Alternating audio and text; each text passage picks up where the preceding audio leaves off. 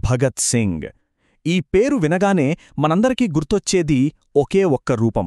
స్వాతంత్ర్యం కోసం ప్రాణత్యాగం చేసిన ఒక ధైర్యవంతుడైన విప్లవకారుడు. కాని ఆ గొప్ప యోధుడి వెనక ఒక కథ ఉంది.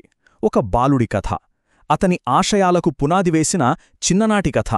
పదండి, ఈరోజు ఆ కథలోకి వెళ్దాం. అసలు భగత్ సింగ్ ఎలా తయారయ్యాడో చూద్దాం. అయితే అసలు ప్రశ్న ఇదే. మనకు తెలిసిన ఆ ఐకానిక్ ఫిగర్ వెనుకున్న బాలుడెవరు?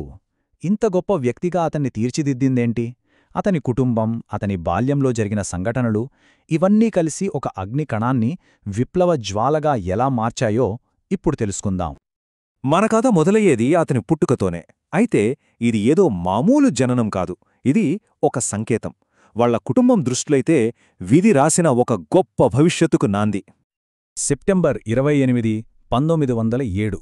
ఇప్పుడు పాకిస్తాన్లో ఉన్న బంగా అనే చిన్న గ్రామం. భగత్ సింగ్ పుట్టిన తేదీ, ప్రదేశం ఇవి.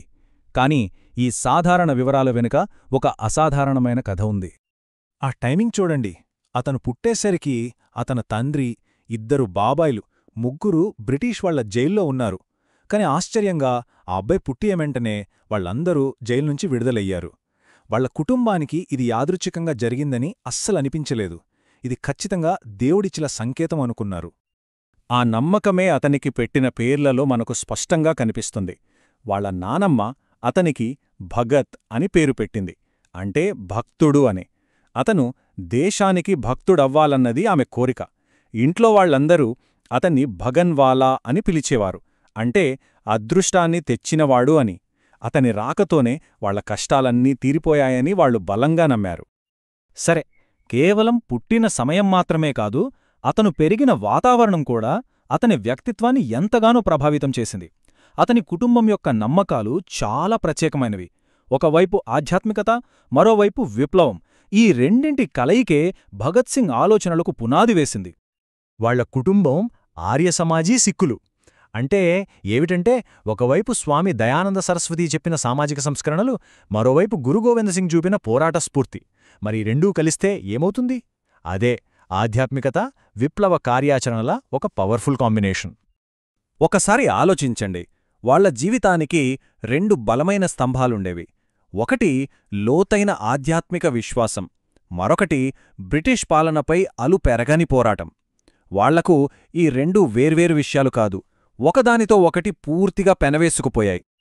ఈ నేపథ్యం మనల్ని భగత్ సింగ్ బాల్యంలో జరిగిన ఒక చాలా డ్రమాటిక్ సంఘటన దగ్గరికి తీసుకెళ్తుంది. ఇది కేవలం ఒక కుటుంబ వేడుక కాదు, ఇది వాళ్ల తాతగారు స్వయంగా చేయించిన ఒక విప్లవ ప్రతిజ్ఞ. ఆ సందర్భం యజ్ఞోపవీతం, అంటే జంధ్యాల వేడుక. సాధారణంగా ఇది ఒక సాంప్రదాయ వేడుక. కాని ఆ కుటుంబంలో మాత్రం ఈ సాంప్రదాయమే ఒక విప్లవానికి దారితీసింది. ఆ వేడుక జరుగుతున్నప్పుడు వాళ్ల తాత సర్దార్ అర్జున్ సింగ్ హఠాత్తుగా ఆ పవిత్రమైన జంధ్యాలను తెంచేసి ఇలా ప్రకటించారు: వీరి జీవితాలు దేశసేవకే అంకితం. ఆ ఒక్క క్షణంలో అతను తన మనవళ్లను మతానికి కాదు, మాతృభూమికి అంకితం చేసేశాడు. ఈ ఒక్క పనితో వాళ్ల ప్రయారిటీస్ ఏంటో అందరికీ క్లియర్ అయిపోయాయి. వాళ్లకు సాంప్రదాయాల కన్నా దేశ స్వాతంత్ర్యమే గొప్పది. అంత చిన్న వయసులోనే జరిగిన ఈ సంఘటన భగత్ సింగ్ మీద చెరగని ముద్ర వేసింది. సరే, ఇప్పుడు కాసేపు యువ భగత్ సింగ్ వ్యక్తిత్వం గురించి మాట్లాడుకుందాం. చూడ్డానికి చాలా సింపుల్గా, నిరాడంబరంగా కనిపించినా లోపల మాత్రం అతనిది ఉక్కు సంకల్పం. అతని స్నేహితులు, సహచరులు కూడా అతని గురించి ఇలాగే చెప్పేవారు. అజయ్ ఘోష్, బీకే దత్, సుఖ్దేవ్, ఇలా అతనితో ఉన్నవాళ్లందరూ ఒకే మాట చెప్పేవారు: అతను చాలా సైలెంట్గా, సన్నగా, బట్టల మీద, ఫ్యాషన్ మీద ఏమాత్రం శ్రద్ధపెట్టని వ్యక్తి అని. పైకి చూస్తే కాన్ఫిడెన్స్ తక్కువగా ఉన్నట్టనిపించినా తన నమ్మకాల విషయానికొస్తే మాత్రం ఒక కొండలా నిలబడేవాడు. చూశారా ఇక్కడున్న వైరుధ్యం? బయటకు సాధారణ ఖద్దరు బట్టలతో చాలా సింపుల్గా కనిపించే ఒక స్టూడెంట్, కాని లోపల అతని నమ్మకాలు, అతని ఆదర్శాలు ఒక ఉక్కు కవచంలాంటివి. అతని సాదాసీదా రూపం వెనుక అసాధారణమైన సంకల్పం దాగి ఉంది. ఇక చివరిగా ఆ యువ విప్లవకారుడికి నిజంగా ఏది ముఖ్యమో చూద్దాం.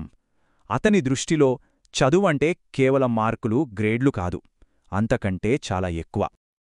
అతను ఎప్పుడూ అకాడమిక్ మార్కులను హృదయంతో పోల్చేవాడు. అంటే ఒక మనిషి నిజమైన విలువ మార్క్షీట్లో కాదు, తను నమ్మిన ఆశయం పట్ల తనకున్న కమిట్మెంట్, సిన్సియారిటీలో ఉంటుందని చెప్పేవాడు. అతని ప్రాధాన్యతలు మొదటినుంచి చాలా స్పష్టంగా ఉన్నాయి. ఇక్కడ ఒక ఆసక్తికరమైన విషయం ఉంది. భగత్ సింగే స్వయంగా చిన్నప్పుడు దొంగలంటే భయపడేవాణ్ణని చెప్పుకున్నారు. అయితే ఇది బలహీనత కాదు, నిజానికి ఇది అతని బలం. ఇది అతనిలోని జాగ్రత్తను, ప్రతి విషయాన్ని పరిశీలించే స్వభావాన్ని చూపిస్తుంది. అతను ఆవేశపరుడు కాదు, ఆలోచనాపరుడు. ఈ లక్షణమే తర్వాత కాలంలో అతన్ని ఒక గొప్ప వ్యూహకర్తగా మార్చింది. కాబట్టి చివరిగా ఈ ప్రశ్నతో ముగిద్దాం.